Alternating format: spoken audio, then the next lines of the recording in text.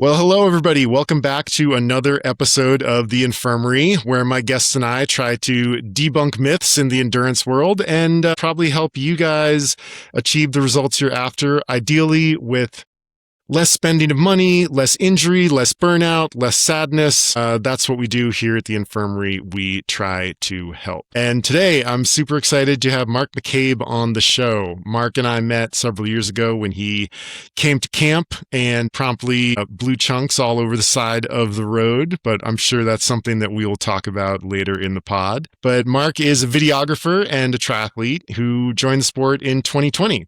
And then the reason he's on the show today is this past month in his 6 year of racing, he had what is very easy to describe as a breakthrough performance. At last month's Ohio 70.3, where the swim was canceled, he went 4:11.50 and turned in the best result of his career, jumping from a career average 62 percentile to the top 8% of the field with a 21-minute PR, run PR, and a 16-minute bike PR. Today, we're going to talk about what went into that breakthrough performance so you can do the same in your training and racing. Mark, welcome to the Infirmary. I hope we can help. I'm so excited to be here. It's surreal to hear you read that. I'm just like, oh my gosh, finally I did. I was waiting for this freaking race for 2.5 years. 2.5 years. And I was just to hear you say it, I'm like, oh my gosh, it happened. Yeah, you did that. Thanks for having me. And it was less chunks. I didn't blow chunks. It was more of like a liquid. That's true. Yeah, it was a sort of greenish slurry. Yeah, you're at the right time frame for the for that race performance to be sinking in. But before we get into the whole back of it and everything like that, just tell us about that breakthrough performance that you had at Ohio 70.3. Man, it was surreal. And it was surreal as I was doing it.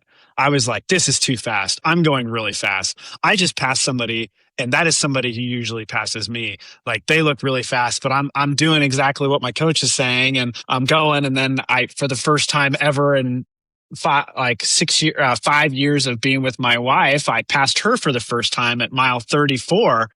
And I was like, that was really soon to pass her, and my butt hurts, and I'm over biking. And then I got on the run, and my butt felt great. And my legs were like, dude, we're about to freaking rock and roll. And it was just surreal to like have Ferrari legs under me.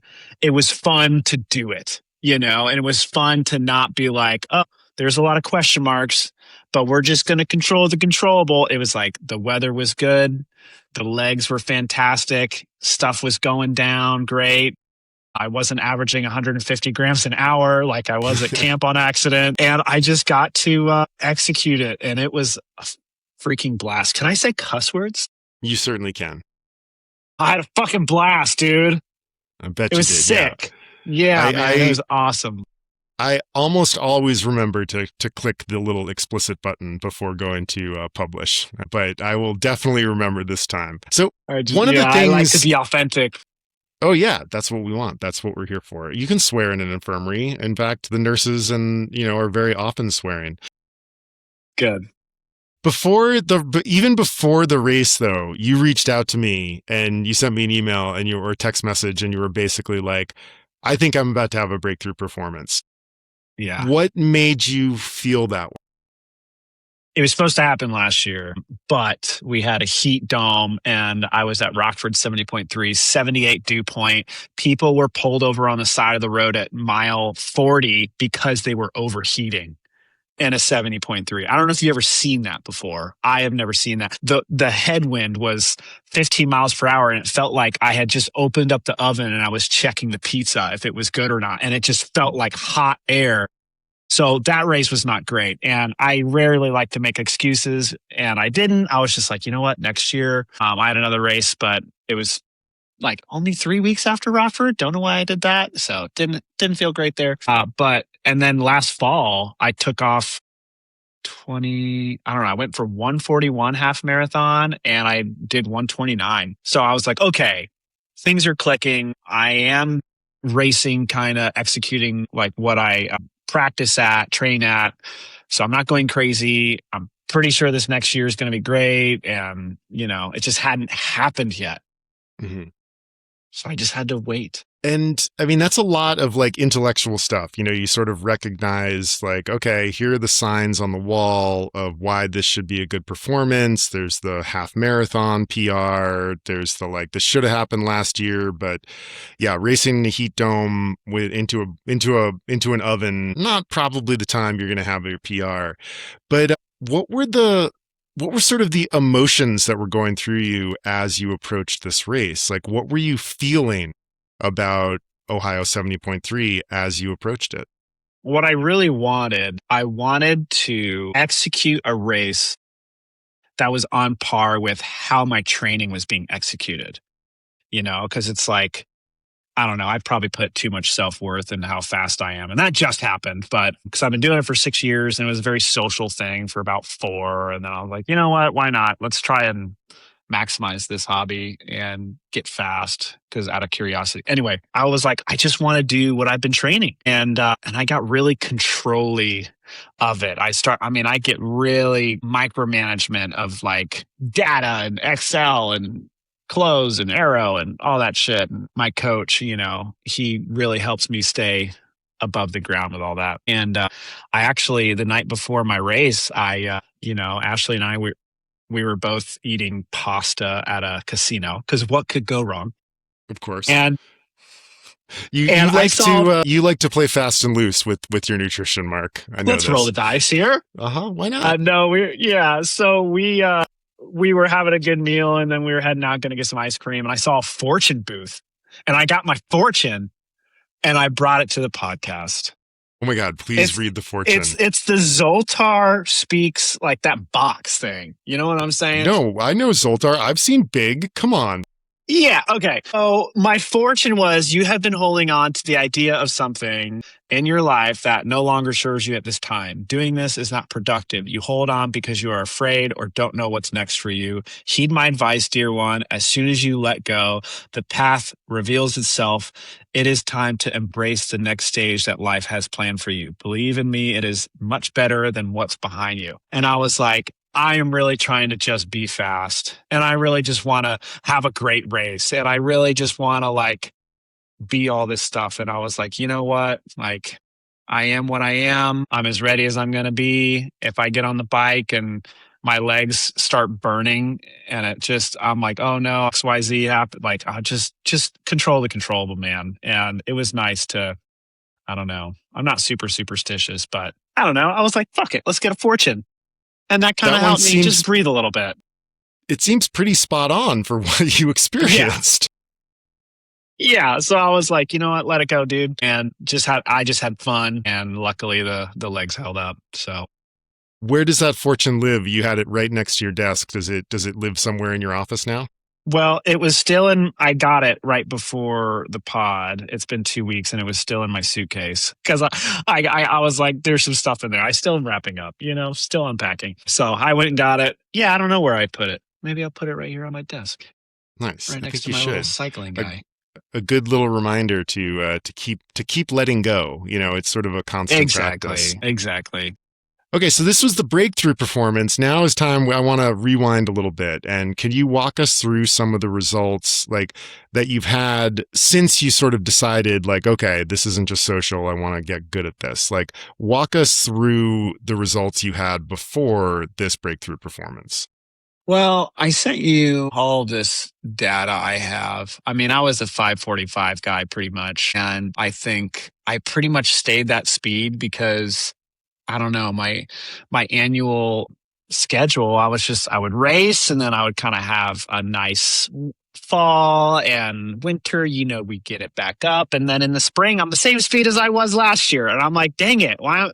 Like, I'm resetting the clock. So I need to something needs to change where I'm not resetting everything every year. So, some of the things that made me want to get a little faster, I think I'm very relationship based and who my coach is really matters to me. And how I get along with them. Do I get along with them? Are we friends? My first coach that like brought me into this sport and made it beautiful. And I remember they were like, you're a triathlete. When I did my first sprint, they're like, you're a triathlete. How does that feel? We eventually got married. And then, and I was, and then, we tried the coach thing while dating, and we were just like, you know what? Let's just retire this, because now we get each other all the time. And so let's do that. So I shopped around a little bit and eventually landed. Ashley my wife was really looking for a coach for her next big move in her career. And she looked all over the internet. I find a shop here locally and I'm like, oh, he does triathlon. Can you coach me? That's what I do. But my wife, she scoured the internet. She looked everywhere and she wanted a female that was older than her, that is faster than her, that knows more than her. And she landed she interviewed like 5 people, and she just loved Campfire and what you guys stand for. And she found an incredible coaching relationship. And then I had other coach at that time, and we got to just compare coaches every day. Like, she said something in her TrainingPeaks. What did her coach say? I say something in my TrainingPeaks. What did they say? Nothing. So, we just got to compare, and, I was like, okay, I'll go to Campfire. So that was that. And I think when I went to camp for my birthday, it was my birthday present. I think, first of all, one thing I really struggle with was in the sport. I was like, when do I get to call myself an athlete? Am I an athlete yet? Like, can I be an athlete? No, you can't, because I always wanted to be an athlete, because I was always in marching band. I'd see him run. I'd be like, man, I can't do that. And I think with Campfire and with camp, I think I just got permission. I just got permission from the people. It was fun. And my coach was awesome. And it didn't take long to be like, you know what? Yeah, let's do this. Like, I'm an athlete, and actually it doesn't matter if I am or not. I'm going to kill this. And I think that lit a brand new fire in me after camp. So you sort of decided like, okay, I'm an athlete, like right around camp, you kind of had that permission. There's very often a lag between when we decide something intellectually and then when we actually feel it in our own being. When did you start feeling like an athlete, not just being like, I am an athlete? Yeah, I've been with Adam for 2.5 years, and I think it took a year with Adam for things to really click, because, when you first start with an athlete, we're laying the foundation and learning and just getting things chugging. I remember my first call with Adam, I was like, hey man, I don't bike that much because I don't really like it a lot right now. And on the trainer, it's hard for me. And he's like, okay, all right. He just accepted everything. I was like, also, I swim with Masters group. He's like, okay, great. So I think the first year we just kind of got it underway. And then once we really started to click away those months of consistency and see results, that when I got my first real last fall, when I ran a 129, I was like, shit, that's cool. So, I've been on fire since. So nice. Yeah, you certainly have been. And it is one of those things where, very often it's like, okay, I'm deciding to do this. And then, like you said, sometimes it can take a year before that stuff actually sort of sinks in to where you're at. But yeah, I mean, it's imposter syndrome. You've talked about that. Absolutely. Yeah. Just because you decide to no longer be an imposter doesn't mean that the feelings of imposter syndrome go away. Yeah, exactly. It takes a while. How many years were you a pro? I mean, how you said you had imposter syndrome. Absolutely. Yeah. I mean, I 15 years, and it really wasn't until my 4th full year as a pro where I actually started. Oh yeah. Yeah. It wasn't until Canada 2010 where I was like, okay, I'm good at this. Yeah. I can do this. I can play with these people. I just had a really good race. It took a while. And, I'd had some good races in between there, but I never really felt like I belonged until that stretch of races kind of between 2010 and 2015. Those were sort of the heart of the years that I was having really good results at the iron distance. And it took until then. And, just like you, I wish my sense of self weren't so tied to the results that I was seeing. And, I think that's sort of been work that I've had to do after retiring about being like, okay, like I'm not training 25 hours a week anymore. Yeah. Like, where do I locate my sense of self if not in sort of like this paradigm of achievement? Yeah. And it's been hard, but it's funny. You're sort of on the other side of it. Like you have this great half marathon last fall and start being like, okay, I think something's working. And yeah, I mean, just looking down your list of results, like, I mean, for what we've got, since 2021 that you sent me, 516, 609, 603, 534, 545, 542. This is the patch where you define yourself as a 545 athlete. And some of those were like a Chattanooga swim where I swam like 50 seconds per 100, or a swim was canceled in Steelhead. So it averaged out. I averaged it all out to 553. So, but then, like if we just sort of lumped your usual swim time of like, looking at your swim times, I would say like, okay, let's just kind of ballpark it at like, I mean, like from the swims where you were actually swimming, 34, 33, 40, 33, 39. Okay. I'm going to put you in like 35-minute range, Yeah. And so then your 4:11:50, if we put a 35-minute swim on there, we're talking now about 4:45 instead of 5:45. Yeah. Basically an hour improvement, which is about as breakthrough as they come. Yeah. So what made this a breakthrough for you? Like, what were the parts about it that, how are you defining this for yourself as a breakthrough? Well, I'm just excited that like, I feel I'm a very confident person and also insecure at the same time, but like, training for me makes me feel really confident, but I still feel like races stamp the seal, where you're like, okay, my training's great. I have great consistency. I can execute this and my sweet spots are like this and my mile repeats are like this, but it's like, yeah, but how can you put together like a mentally strong, like 5-hour event where you can also take it, so that's where I really feel like I grade myself. So I'm like, I want it to match, and I finally got it to match. And now I already have a new goal. I'm like, Adam, I want to run sub 90 off the bike. He's like, all right. So I'm like, that's what I'm going to do, bro. Let's do it. Yeah. So I mean, who knows? 3 years from now, maybe. I mean, you just ran a 133 off the bike. 137. Are we? I think this might be wrong. There are some.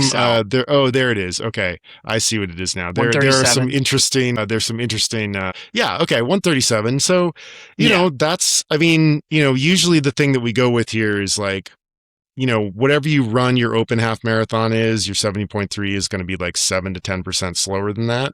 So. Okay. It means like, can you get that open half marathon down into the low 120s? And it's like, okay, if you can do that and, you actually do the endurance work, you can't just like train it down by itself. You got to do the bike, you got to do the running. Then that's sort of probably your benchmark there, which is a little easier to, and it lines up almost perfectly, 129, like, so that's a 89-minute run. So if we add about, 9 minutes to that, we're pretty darn bang on. Yeah. Yeah. It was surreal. Did you ever have like a very surreal like breakthrough that, okay, so if you were to relive a very specific race moment or very specific race that you've ever done, what race would you relive over and over again? Canada 2011. Why was that like insane? So it was really hot that day. It was 97 degrees. What? Dry, but like 97 degrees. It was dry. You're okay. You're fine. Yeah, little different out here in the West, but still, banging on the door of 100 degrees. And for whatever reason, I knew enough to back off on the bike, and I really backed off on the bike. Like my usual Ironman wattage was in the 270s, like maybe every now and then 280s. This is a different era. Everybody nowadays, pros are riding very different numbers. These days, I would be like a pretty good age grouper is Yeah. like what I would be. But I rode, I think like 200, I averaged 254 watts on the bike. So I Cool. backed off quite a bit, like more than 10% than I would usually ride. Because I was just like, yeah, I got to back it off. And then that whole run was just this magical experience. It was like I had on like this insulation that nobody else had on. Like, and Yeah. I was running past, people you see in magazines, like vomiting on the Yeah. side of the road and like Oh, yeah. walking 10K into the run. And I was Yeah. like, oh, this is going Not great. me. And I Not ran a today. 257, still my Ironman marathon PR, and ended up fourth, which was like a Wow. really big deal for me. Yeah. And, and I think sort of what I'm trying to get at here with you too is like, what were the qualities of those days that made them breakthrough performances for us? What was different for you in preparing for and then executing this race? Oh, well, first of all, we did not have an ideal climbing. Like this was not ideal training. I mean, 2 weeks. So we climbed for 3 weeks, rested for 2 weeks, and then I had a European 2 week excursion. Huh? And then I got back home and I had 3 weeks and then I raced.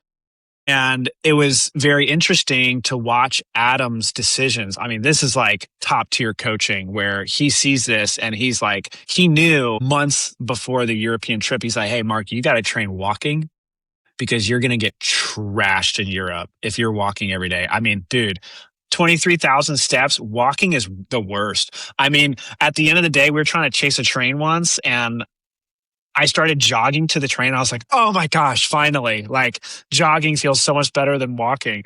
But anyway, it was not an ideal climb into this race. So that's one thing I was worried about. But we even had a rest week after Europe. And I was like, dude, this is when we should like hit the pedal to the metal. Like we have 3 weeks, but he didn't. And we climbed like for 10 days and then did a nice little taper there at the end. And then my legs freshened up and told me they were ready the day before the race. And then we had a great race. So it wasn't great, but I think just like at the end of my Excel sheet here, you can just see my 3 month volume average leading into the race, and then like my 6 month volume, like, so just volume in general and that consistency, like, okay, 2 weeks off. Like, I feel like consistency and volume leading into a month, like you can have a bad month ish going into the race. Maybe I wasn't as sharp, but I was like freaking good to go. I was strong, and just pacing, strength with good pacing. I mean, great day. Yeah. So, and I mean, one of the things that jumps out at me on your spreadsheet is those 12, 6, and 3 month average volumes. So in the 12-month column, we go 525, 529, 7.3, 7.1, 9.1, an average jump. Yeah. Of 2 hours a week. That's an additional 105 hours of training in those 12 months. The 6-month volume saw 1.5%, it saw 1.5 hour jump, and the 3-month volume saw a 1 hour jump. So what that tells me is that, what you did was like, you put in a lot of historical and chronic base work. And yeah, as much as the walking probably tore you up, it was also probably a huge like fitness boost, placed sort of in the place where we would normally have your sort of primary build weeks. But instead you were like walking around all day. And that is actually really, really great aerobic condition. And it was a heat dome in Italy. So it was like brutal hot for like 2 weeks. Yeah. So that probably helped too. Did you have a bike with you or did you run it all while you were there? What was training like? We when you ran were on the 3 excursion? times a week. We ran 3 times a week and those were like elevation, really hot, like shitty runs, not fun. And then we did like a lot of 20,000 steps a day. We probably logged 6 days at 20K. That was not great. We had an e-bike tour where I returned and they were like, oh, your battery's still full. And I was like, hell yeah, it is. I didn't use that engine, baby. So they were like, Jesus Christ, dude. So that was fun. And then, no swimming. So. And then that worked out for you because your swim got canceled. Yeah, I know. Yeah. And I lost weight in Italy. And Adam was like, dude, you didn't eat any corn over there. Yeah, like, I there's mean, no like, processed shit. Yeah. you're walking all the time and you're eating real food and probably, Italian portions, which are not United States portions. Very, very different. Gosh. Yeah. Food quality so much higher. Yeah. How about your approach during the race? What was different about that?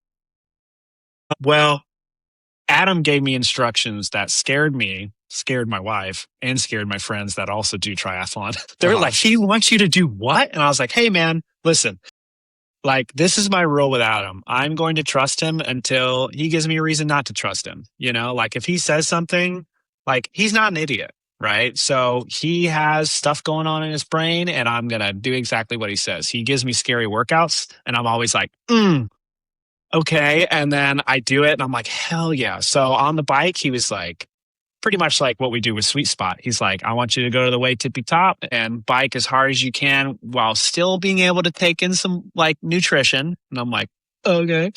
And I was like, all of a sudden I'm going to be able to do this for 2 hours and 40 minutes.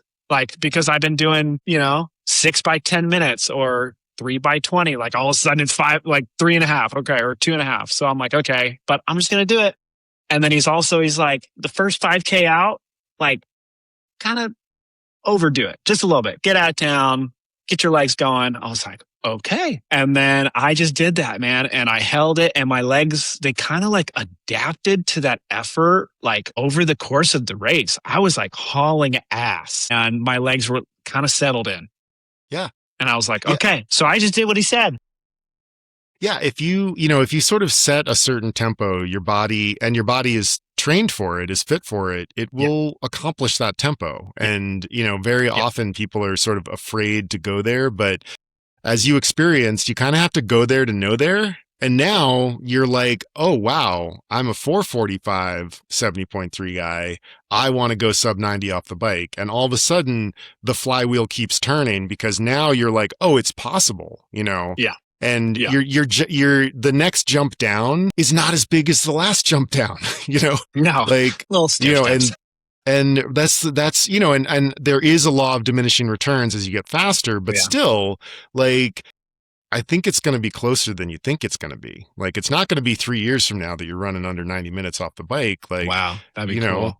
Maybe it's like late next season or something like that. If you continue to keep doing what you're doing.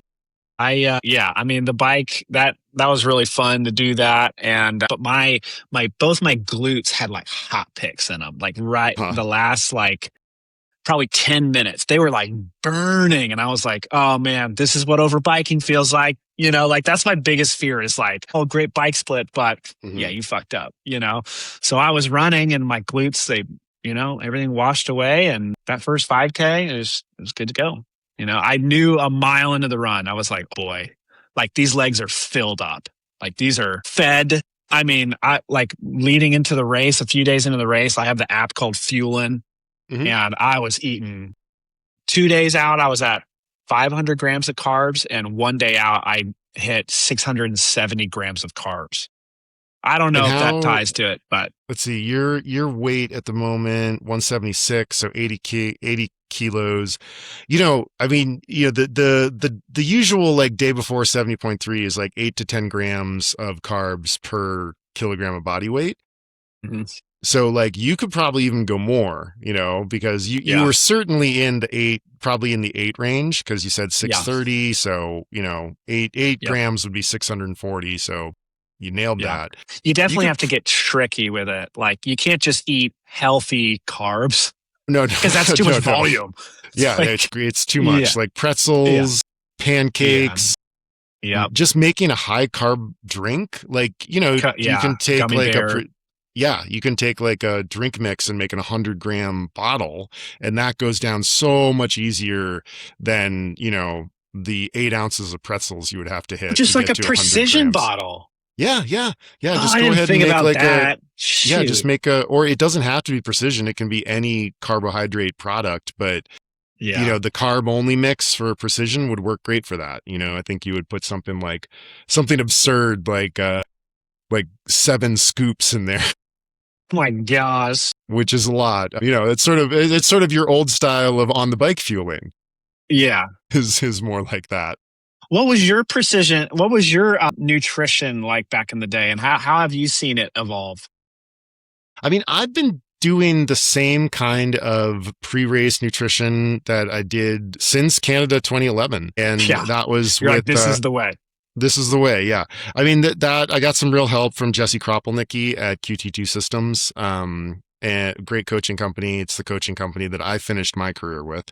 Loved working with them, and Jesse's whole thing is this sort of ramp into the day before, and he was really pretty far ahead of all of this stuff. And 2 days before you would aim for an Ironman, you would try to get that 8 to 10 grams per kilogram of body weight, and then the day before you do 10 to 12. So breakfast. Shit. Yeah, it's a lot. And I'm about, when I was racing, I was like 81, 82 Ks, so, for an Ironman, for me, that is something like it's like 800 to 1,000 grams of carbohydrate the day before. It's a lot of food. I think bottles might really help me.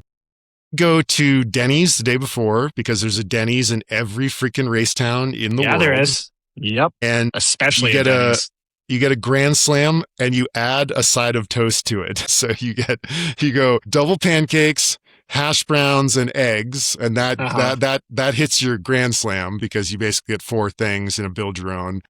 Yeah. And then I would add a side of white toast to that.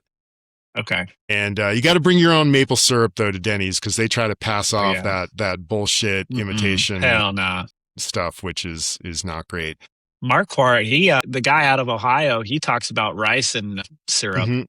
Yep. Yeah, that's a good one. I mean, if you look at what the tour riders are eating these days, they're eating something like 2 to 3 pounds of rice in the morning. It's like an insane amount of food that is going in those guys' systems. And it's a little easier for cycling because there isn't the amount of jostling that happens when you're running. Sure. And so what Jesse had me do was you got the bulk of the carbohydrates in the first half of the day before the race.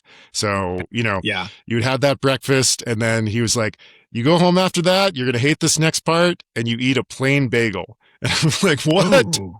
Yeah, 50 grams, baby. Let's go. After all of that, a plain bagel, and then an hour after that, it was like 6 fat-free Fig Newtons, and then at noon, it was like a sandwich with chips. All right. And then you're starting to get the sweats, huh? I'm getting the sweats.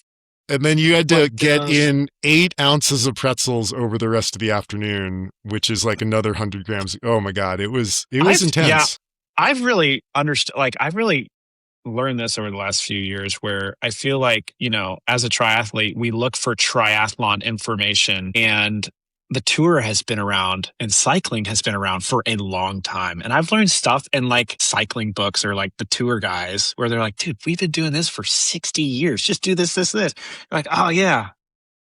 Great. Yeah, I mean, it's great to see the information going back and forth too. Like now, time trialists in cycling, they basically set their bikes up like triathlon bikes. Yeah. Well, besides reach, they don't get any reach like we do. They do not. Yeah, there's still some UCI stuff in there that keeps them constrained, but they are so much farther forward than they used to be. Like time trial bikes, even like 15 or 20 years ago, had a pretty standard seat tube angle. Yeah. And now, just like us, they're right over, they're right over. I wonder if that's good for their legs for the next day. It's kind of like distributing the stimulus on your front. The new way, shifting the body forward. Yeah. Yeah. I mean, it kind of puts you in some stuff. It puts you in almost all quad mode, and in a traditional cycling position, it's a little bit more glutes, quads, calves, some hamstring, but it's mostly. But you're right. Yeah, it probably is going to spread out the load a little bit. Ugh. Did you make any mistakes in previous preparations that you managed to avoid this time? I really rely on Noodles and Company. I like Noodles and Company because I also felt like that's in a lot of the towns that we race in, which is just like random podunk America. Man, I don't think my wife and I are getting more and more like hermit crabby when it comes to like during the race, when you're in the race city, like we love our hotel room. We love it dark. We love it quiet.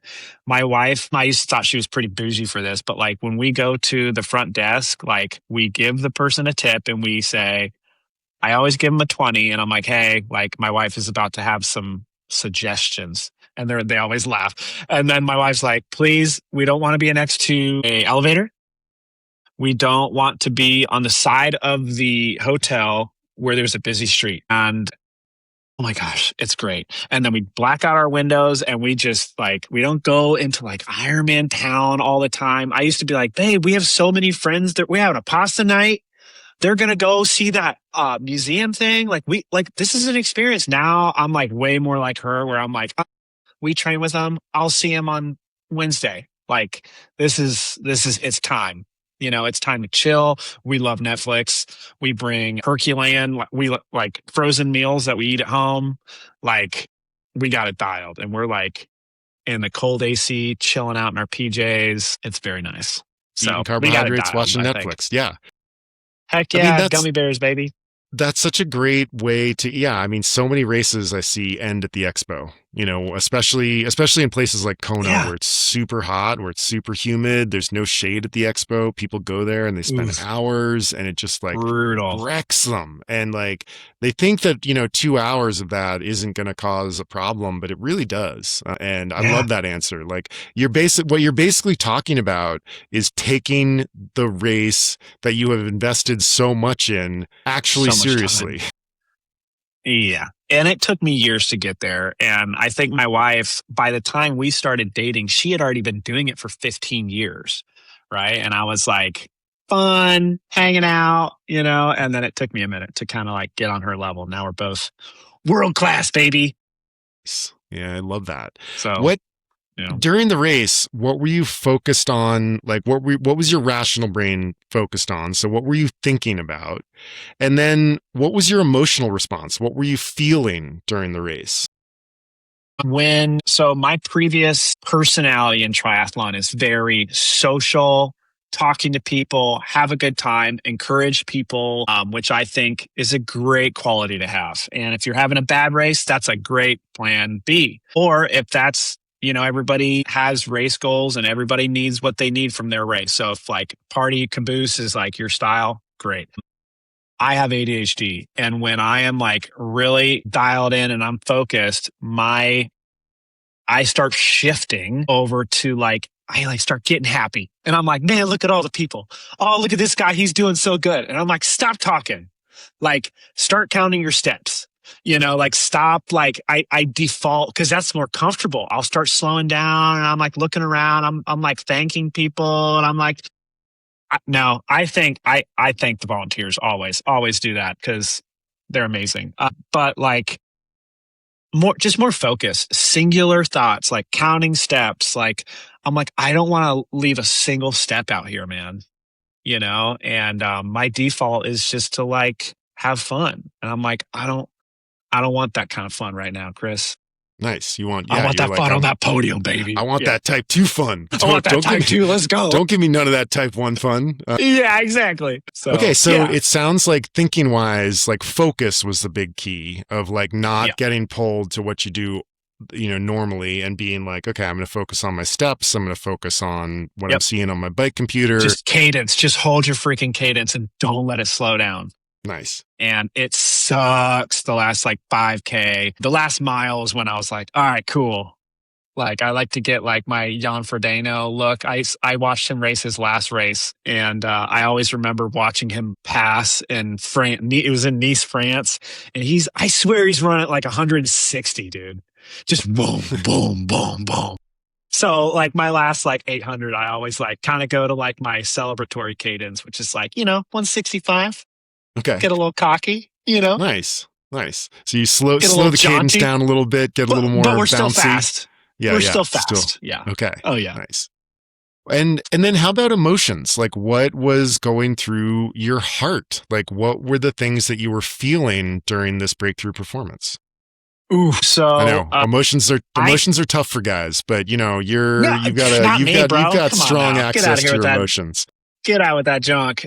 Well, I think I'm a very emotional athlete and I train emotionally. And I think that's, you know, it's a good thing, but also it can be a bad thing. Like the week after my race, I'm like, I'm fast now, bro. Let's go get that trail, or let's go get that fast run. And I overreached the fuck out of my bike, and I had to like bring back all of my intensity for a week. And then I overreached again, like on Saturday again. So like I am very emotional, but like I know during the race day, I know that those emotions are what I fall back on to say, it's okay. You don't have to go that hard, bro. Like you did so good. Like, look at all this progress you made. It's cool. It's so hot. Like you're good. Have a good time. Like it's fine. And I think I've always raced emotionally where, yeah, I just start to make excuses and like give myself grace and have fun. And like, so I was way more, I think I tried to push emotions, but I did have fun. I mean, I was smiling out there. I was having a blast, especially on the bike and on the run. I think emotionally, first I was scared because my butt hurt in T2, and I was like, I really hope I didn't overbike, but I'm just gonna, keep chugging away here. And then after the first mile, I got really excited, and I was like, no, don't get excited, don't get anything. Robot, bro. Like you need to fucking execute this shit. Like stop thinking, stop getting emotional. Like just focus on every step and every cadence and every lap. And one thing I really love to do, it came from the poker pacing run. Love those. Where, 90 minutes, split it into thirds, boom, boom, boom, Z1, Z2, Z3. And I started to do half marathons on those poker pacing workouts, and 4.4, 8.8, and then the last third. And then the last third is like a mile, 0.2, and then it's a 5K, and then last mile. So like I split it into thirds, 4.4. I said, like, okay, don't go too fast, but hold your intensity. Just don't. I was like, dude, you can put stuff in the bank right now. You feel way faster than what you're going right now. Good. Bank it, because we got 2 more steps. So I really tried to like push away all of those positive emotions. And then the last mile, I saved them all for the last mile. Turns out I didn't have anything in me the last mile. I was just like blank. But then, man, what is it about that red carpet though? Yeah. I turned that corner. I'm like, oh, got me.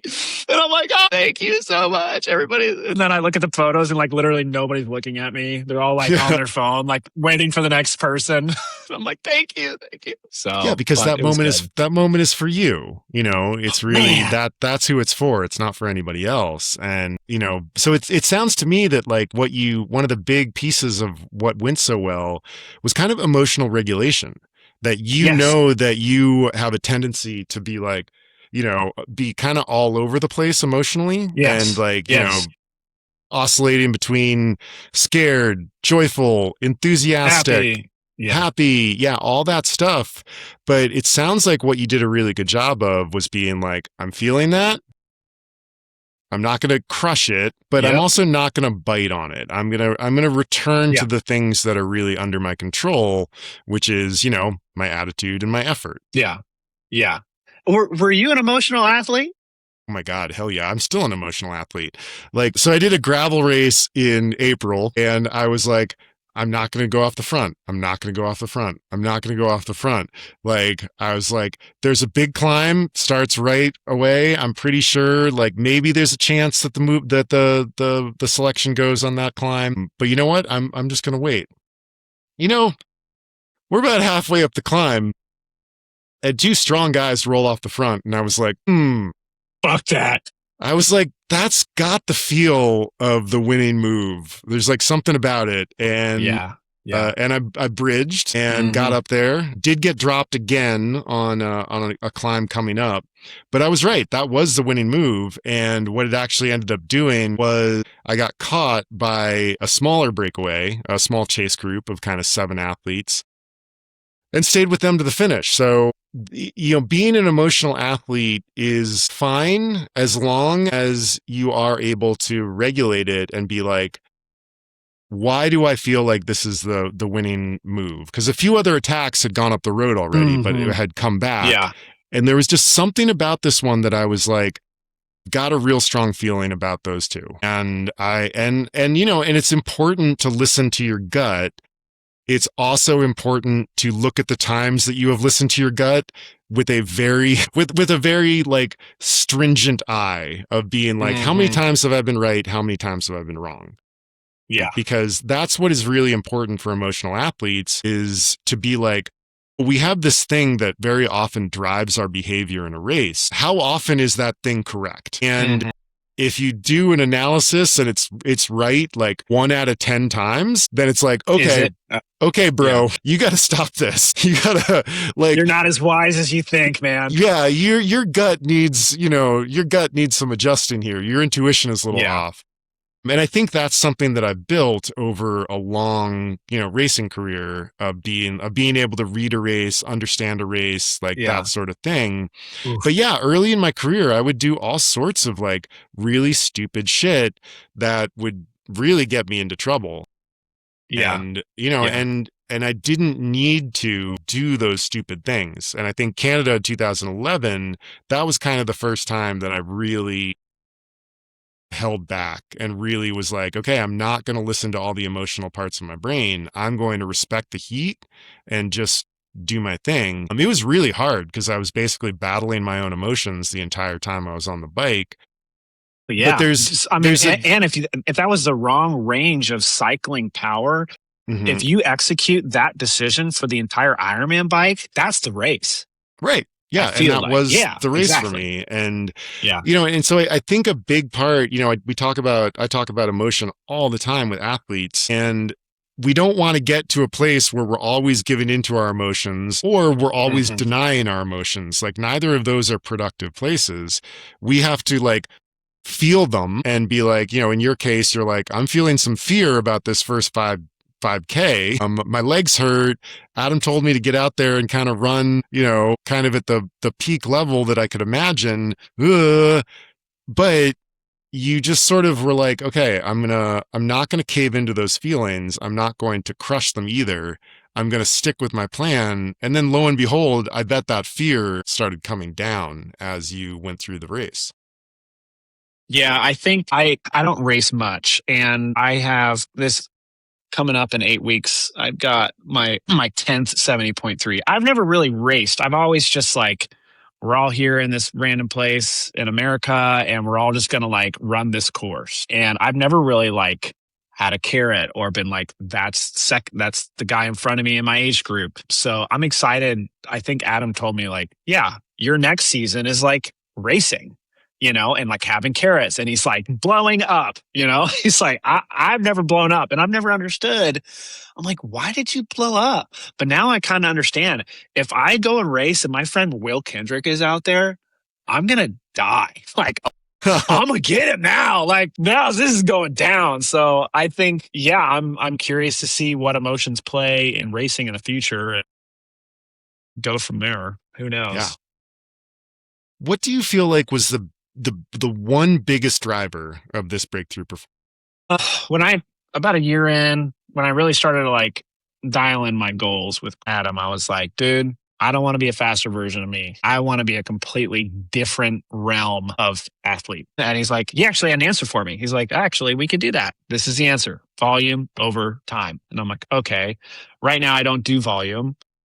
Like, how am I going to make volume work? Because right now, we had to figure out doubles. Like I remember my old coaches would give me like a swim after a run. I'm like, what? You want me to do 2 workouts? I'm like, I already worked out today. Like, fuck this. And then I went to camp and everything changed and I was like, doubles for life. But then like Adam slowly started to climb my volume, and he would put in 2 doubles a week and they would be like small doubles. So, and then if I had a low week, we still held the double frame set, but it was like smaller, 30 run, 30 swim. So that when I really started to climb and bag like 12 or 15 hour weeks, I'm not also like, oh shit, we have doubles. And I have to remember how like my door to door time, like going and getting a swim and not getting in a 20-minute conversation with my friend. Like you're executing like a real thing here. And if you want to like actually, perform well at work, be a good husband, be a good dad, like you can't just like be a high volume, selfish, like whatever they can, this is my dream. So I'm like, I have to to make volume actually work. And that took years of like, I'm not good at it, but like, I'm still getting better. But like, you kind of got to gain a little skill with it, you know, especially for me. So, and also I had to figure out my annual race schedule. I love to do everything all the time. When my wife leaves on a girls trip or goes out of town, the first thing I do is I go and do so much stuff. I see so many people. I do so many group runs and rides, and I just like burn out in like 8 hours. So my annual race schedule is I have 2 70.3s. I have an Olympic in the spring. I have a half marathon in the fall. And it's great. And if all your friends are doing a full Ironman, like that's not my goal, right? My goal is to be a faster at 70.3. So like maybe you do their long bikes with them, right? And that can support this. So don't get ADHD with your annual schedule. And then my weekly schedule, getting doubles. And then what camp really taught me is enjoyment. Like how do you bring enjoyment? And I know you said on the beginning of this podcast, speed isn't behind a purchase, but dude, a gravel bike like changed the game. Like if you were to like throw in a bike during the week that's like an easy spin on 30 PSI, like what that did for my mental health was insane. Yeah, so much more fun. Like, yeah, joy is the driver. It's always the driver. Yes. So I'm like, if I want volume over time without burning out, because I can do volume, but how I do volume right now is I burned out in the past, I'll burn out again. So how do you make this actually fun? So I had to like figure all this stuff out. How do I hold progress? Yeah. And how do I hold my progress into the next season? So I created like this Zwift game with friends and like, you know, Campfire. We have like a lot of virtual rides together. And then the last thing for me, I'm a huge social guy. I had to like let go of, I felt like every group workout and every ride, I'm like, who am I riding with? You know, like, where are they going? How fast are they going? Or like, I had to like, everything was based around like who could do what. And I just had to let that go. And like one coach here in Carmel told me, he's like, dude, like, I forget how he phrased it, but he's like, a fast, strong athlete is going to bike for a long time by themselves. And it's very lonely. If you can like achieve that, and then like, hey, every other week, if there's a great group ride, it fills your cup. But like, I was like, every ride had to be social, you know? And I was like, so long bikes by myself, it's not super safe. I usually bike with people, but like being okay with being alone, that helped a lot. So volume over time. And that's how I kind of like solved that. So what do you think? Biggest driver of a breakthrough performance? Yeah. Gosh, it's gonna be different. It depends, because like for some athletes, they're gonna be in your position where it's like volume does become a big driver, but you're not just talking about volume. You're also talking about mindset, where you're like, because those social events are great, but what you end up discovering at social rides is they're just chaos. Like they're not really good training a lot of the time, especially if it's like, if we're talking about like a road group ride where people are maybe like, some people are kind of stretching their legs a little bit and probably going a little harder than what the purpose of the ride is supposed to be. Then all of a sudden you're in like the semi-race situation and the whole workout is kind of blown. And so what it sounds like to me for you was the crossing of both adding more volume, but figuring out how that is going to fit into your life. Like building a week that you can repeat week after week. It takes a long time, like you discovered. Yeah. This is sort of a non-answer, but this is the best I can do for the largest number of people. But consistent load applied over time, a consistent progressive training load applied over time is going to be the thing that's going to lead to 90% of breakthrough performances. And then once you've kind of hit this level where, for you, maybe it's something where you're starting to see like, you're doing 440s, 445s, 450s a lot. And you're starting to be like, okay, what's the next big step? And, like some of it comes from training, but, at a certain point, there's sort of less that you can get from the physical side of things. Yeah, and exactly. That's when you start looking to the real intellectual and emotional side of things to be like, am I racing from a place of joy and control? Like, am I able to focus my energy where it needs to go at the right time? That there's this sort of period of noob gains where you just get better no matter what. And, you said you got really serious about this 2 years ago. You've gotten your big breakthrough result. Like, I would say you're probably at the end of your noob gains period, where now it's going to be a little bit harder to rack up those faster times. Yeah. But it's going to be so much more gratifying because the place where that is going to come from your heart and your head and less about, your muscles. Yeah. And one of your biggest performances, you said, was in 2011. I'm assuming you had been doing volume for how many years at that time? Almost 10. I mean, I started my first marathon was in 2001, the inaugural and only DC marathon. Only happened one time. I got to do it. I guess that was 2002. It was spring of 2002. And so that was my first real endurance event, I would say. I had done some half marathons and things like that, but it had been in service of trying to do this marathon. I was living in Washington, D.C. I hated my job. The only thing that would bring me joy was running around the mall every morning. So I did that. I ended up getting connected with a running group, and the coach was like, "You're kind of good at this." Yeah.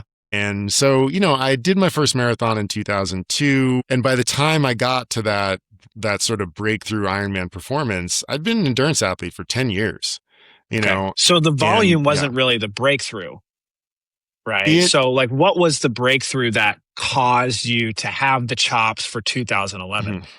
I think it was, it was a volume thing because I changed coaches in 2009 and changed from a very good coach, but a more short course focused coach to a more long course focused coach, and started going to training camps and was like, shit, okay, this is different. And so, my chronic volume probably made a really big jump from kind of 2008 to 2011. Okay. And so I would say that was a big driver of it, but just learning how to be professional, learning how to manage my life, manage my week, manage my training, manage my fueling, just all of those little details that really start to make a difference. Yeah. Those were, so it was sort of volume crossed with expertise, I would say. And then later in my career, I would have races that I would say were more based off of mastery. Expertise is sort of what you know. Mastery is how do you apply what you know in the right context. And when I did have good races later in my career, it wasn't like Canada 2011 where sort of everything went according to plan. You get a few of those races in your career and that's about it.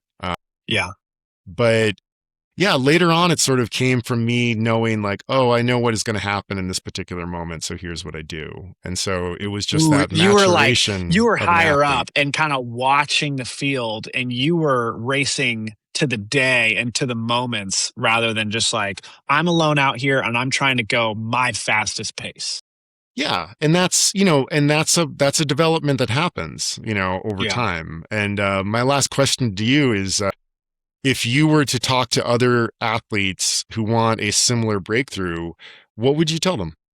Well, I know coaches cost money, but even when I was working part-time jobs, I spent money on a coach. So I think coaches are huge, and having somebody you're aligned with was huge for me. But as far as a breakthrough goes, so this is somebody that is stuck. Yeah, I would look for fun.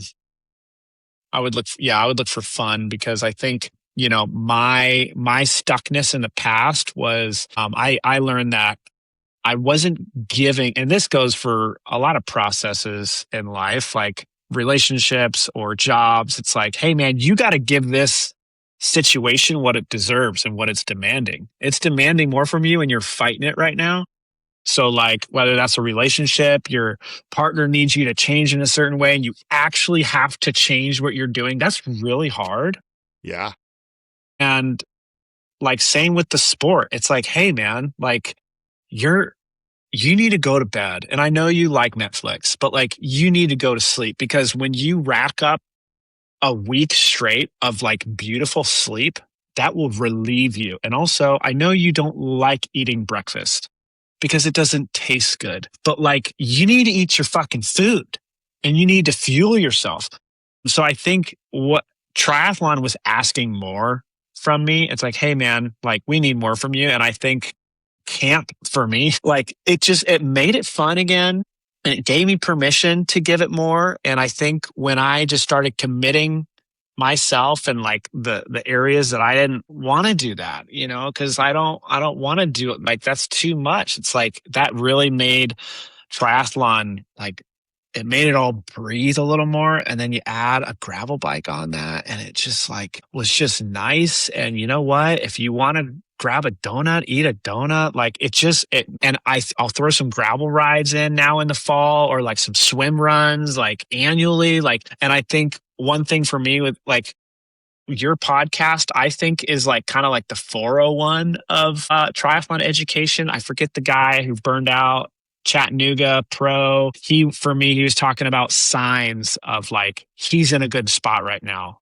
Morning wood. And when you are planning, like you're looking ahead on your calendar and you're looking ahead at your training and you're like, okay, this is what I have set up. If I'm like focused in that way and my body's balanced like that, like I think that paired with giving it what deserves, like I don't know.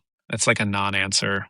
That's a great answer. I love giving it what it deserves, is because, the thing you're talking about is this has been bouncing around in my brain recently, is like training is stressful enough. Please don't add stress about your training to your training stress, you know? And I feel like that's a place that maybe you have been in the past. And I certainly know it's a place where I've been in the past. And I know that vast number of athletes, you see them and you're like, oh, wow, that person is super stressed about their training right now. And it doesn't have to be that way. And what you're describing is sort of like, we'll give it the space it deserves. And have fun. So you're like, okay, it's important, but we're not going to turn into just a crazy person, trying to make TrainingPeaks green every week, or freaking out, the person who's running around the parking lot to get the mileage on the run to a certain number. You're like, ooh, bad luck. That was a huge breakthrough for me, your podcast, and also Adam, like TrainingPeaks color. I went on and off with color for a long time. Like, just turn it off. I think TrainingPeaks color should be the result of what happened, not how obedient you were, So now I look at my TrainingPeaks. There's Adam's like, we don't want red, but like, that's like with stuff that didn't work like logistically, or you need to pull out because of tightness, but like orange, yellow, beautiful. He's like rainbow, baby. So that gave me grace, like just grace with it, man. It's just a lot like swimming. It's not a force sport, No, exactly. It's fluidity. That's a great place to end. Where can people find you to follow your journey? And also if they want to hire an excellent videographer? Let's see. I'm on Strava. I'm always a day away from getting rid of it though, because I love people giving me kudos, probably too much. And then, man, videographer, I guess if you live in Indiana, but Flip Turn is the name of my video. Flip Turn Media Group. That's right. And I believe your Instagram handle is something hilarious like 317_try_hard. That was for my social group. That's dead. It died. Well, the social group didn't die, but the Instagram, I was trying too much, man. Got it. Where do you have a presence on social media where people can follow along with your racing? No, just Strava. Love it. That's awesome. Mark McCabe. Well, everybody out there, please thank Mark wherever you can when you see him for his appearance in the infirmary today. And brief plug here, we talked about camp a lot today. If you are interested in coming to Bend Camp, you better hurry up because there's only about 5 spots left. We sold almost 3/4 of camp this summer. And if coming to camp is something that you were excited about, you should make it happen. Mark is going to be there. Mark is going to be And we got to tell him how I puked. We don't want to make promises and then not tell him about the story of me puking. Yes. Mark got his numbers a little wrong, a little confused on a hot day on our long ride at camp. And he showed up at the van at the top of a climb, looking a little green, looking not so great. There is a fair amount of salt on his body and his kit. And you were basically like, I'm done. And I was like, Because okay, I was okay. bonking. Yeah, I was you were. bonking. And I'm like, why am I bonking? Like, I am killing it right now with these bottles. Well, how much were you drinking? How many carbohydrates were you putting in per hour? We calculated it was like 150. It was a lot. And I think I was aiming for 100. But that was before I learned anything about concentration and osmolarity of the gut. And I should have been drinking on that hot day probably a 3% concentration. So mostly water, 97% water. I was probably 20% concentration or something. And I just blew chunks. It was terrible. Well, because what happens when you're drinking a solution that is too concentrated is it actually has to pull water out of your body in order to break it down. So what you were probably going through is you had a ton of carbohydrates on board, but you were also so dehydrated. And so we sat around for a few minutes. But I had too much volume in my gut. Yeah. And that's no way to get rid of it. And then I was like, let's try a little Coke. Coke can sometimes help. And you drank a little Coke and you felt better for about a minute. and then I just hear this I was like, okay, you are no longer going to finish this ride. Once you blow chunks, that's it. You get in the van. Concentration, folks. Concentration. You know, if there is a takeaway from that, the thing that I want everybody to take away from this is that mistakes can very often be the building blocks of future success, you know, and I think that Mark is probably one of the greatest examples of doing that, of not being ashamed or embarrassed about it. Like, you were laughing about it later that day, and, you know, you really learned from it. And now you apply your fueling in really effective ways. So if it's under 65 degrees outside, my bottles are 10% concentration. If it's around 75, they're 6% concentration. And if it's really hot, it's 3% concentration. That's for me, though. But that is a very sound principle, that as the temperature goes up, you got to drop the amount of solute that is in that solvent. Again, if you want to meet Mark and learn some of these lessons yourself, hopefully not by throwing up on our long ride day, but we take all types. You should think about coming to camp. There's a link in the down belows or the show notes. And Mark, thank you so much for coming to the Infirmary. I really appreciate it. Thanks, guys. I'll see you around.